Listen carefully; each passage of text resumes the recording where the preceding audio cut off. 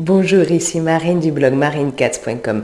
La vengeance est un plat qui se mange froid ou pas. Alors en fait, on a tous ressenti, sûrement, à un moment donné, une envie de vengeance. Quelqu'un nous a fait du tort, on en a souffert, on a ressenti des émotions négatives, comme de la colère.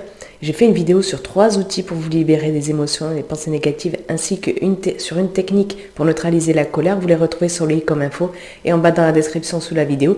Je vous mettrai à ces endroits-là aussi les vidéos complémentaires que je pourrais évoquer ici. Et vous êtes bien sûr libre de vous abonner gratuitement à ma chaîne vidéo en cliquant sur le bouton en bas à droite, puis sur la cloche pour recevoir une notification dès que je publie une nouvelle vidéo. Alors, on ressent des émotions négatives, on ressent de la colère lorsqu'on a fait du tort, lorsqu'on nous a blessés. Et l'idée de vengeance vient alors. Est-ce que vous êtes plutôt vengeance à chaud ou vengeance à froid? Mais qu'est-ce que la vengeance en réalité? En fait, on l'aperçoit comme un dû. C'est « tu m'as fait mal, donc il est normal que je te fasse mal à mon tour également ». La raison pour laquelle vous cherchez à vous venger est que vous pensez que l'autre a commis un acte malveillant envers vous. Mais la vengeance, qu'est-ce que c'est? Est-ce que ce n'est pas un acte malveillant aussi commis par vous cette fois-ci? Car vous cherchez volontairement à heurter l'autre d'une façon ou d'une autre lorsque vous vous vengez.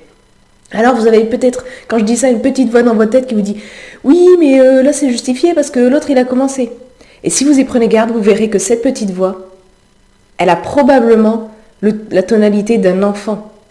C'est l'enfant intérieur en vous qui réclame justice.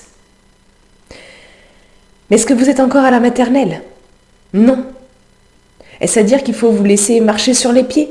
Non plus. Mais comment se défendre alors? Eh bien, il y a le philosophe stoïcien Marc Aurèle qui en parle dans ses pensées pour moi-même.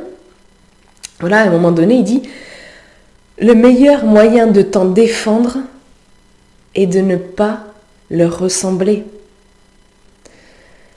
Qu'est-ce qui est le plus souhaitable? Est-ce que c'est de tomber dans les travers de l'autre, de s'abaisser à son niveau et de vous venger de lui? Ou bien est-ce que c'est d'adopter une attitude plus élevée, une attitude d'adulte?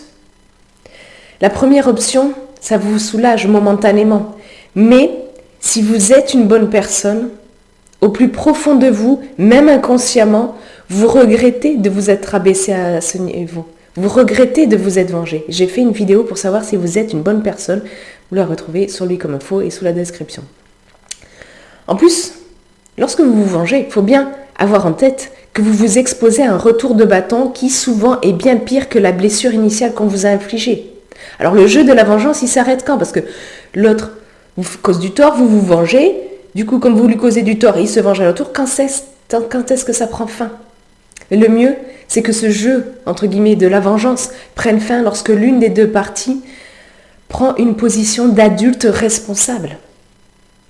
Qu'est-ce qui est le plus important pour vous? Est-ce que c'est d'exercer votre vengeance à chaud ou à froid?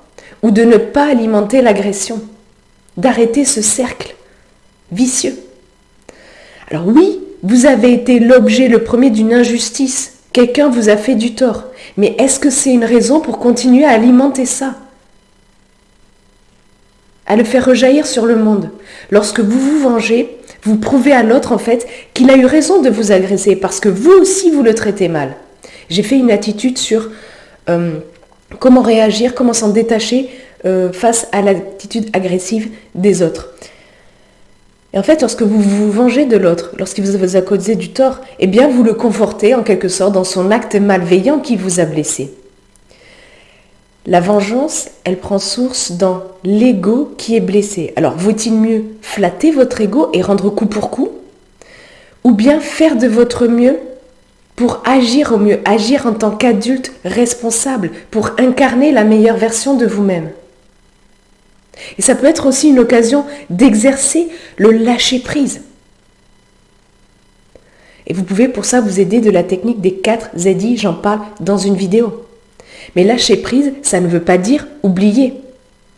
Ça ne veut pas dire vous laisser marcher sur les pieds. Ça veut justement dire que vous n'oubliez pas, mais que vous faites en sorte de prendre ça, de prendre l'attitude de l'autre qui vous a fait du tort en considération pour vos futures interactions avec cette personne. Et par exemple, vous allez mieux poser vos limites avec cette personne, lui dire plus souvent non, vous affirmer de façon générale mieux face à elle. J'ai fait des vidéos sur comment s'affirmer, comment dire non aux autres et l'importance de poser vos limites. Vous les retrouvez dans des vidéos sur le Comme Info et sous la vidéo. En fait, en ne cédant pas à la vengeance, vous grandissez en tant que personne et vous pouvez être fier de vous. Et peut-être même que votre attitude sera un exemple pour d'autres et que ça enrayera cette espèce de cercle vicieux de la vengeance et de l'agression de l'autre, de causer du tort à l'autre. Si le sujet de cette vidéo vous intéresse, je vous invite à aller lire l'article beaucoup plus complet que j'ai fait à cette vidéo. Vous le retrouvez en bas dans la description dessous. Et puis vous, dites-moi dans les commentaires ci-dessous, est-ce que vous avez tendance à vous venger? Est-ce que vous le regrettez ensuite? Allez-vous faire de votre mieux pour dépasser la vengeance et adopter une attitude d'adulte responsable qui est fier de lui, qui se grandit en tant que personne?